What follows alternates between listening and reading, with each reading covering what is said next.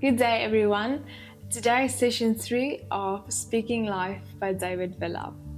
Just as a farmer cannot pick fruit where he has planted flowers, you cannot reap the goods that you have not yet sown.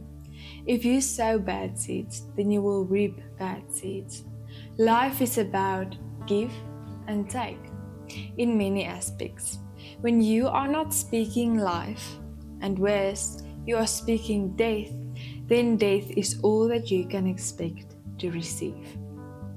There have been times in my life in which I was not speaking life, times in which I was being too negative for too long, times in which I assumed the worst rather than assuming the best. Even times in which I felt that my agenda or my plans mattered more than God's plan. The result of that I call stinking thinking was that I forced myself to go through unnecessary stress. Problems would arise that may not have had I made the decision to remain positive. I always say that life is 10% what happens to you and 90% how you react to it. There are few things that we can actively control. Our responses to the situations that we go through, however, is one of them.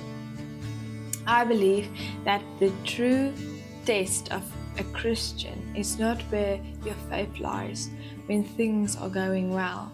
It is when you are going through tribulations that your faith will be tested. Speaking life is easy when life is going well, but holding on to the inner peace in the midst of our outer turmoil is difficult. During times of hardship, my best advice is to read the old self-help book known the Bible.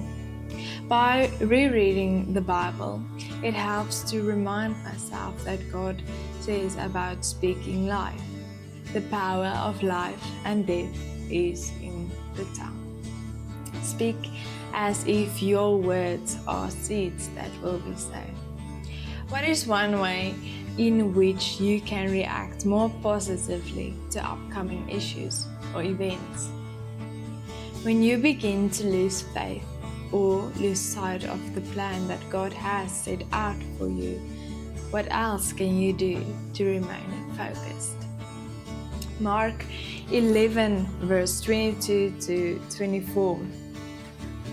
So Jesus answered and said to them, "Have faith in God.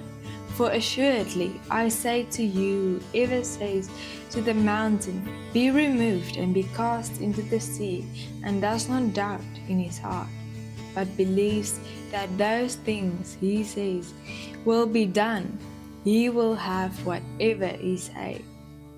Therefore I say to you, whatever things you ask when you pray, believe that you receive them and you will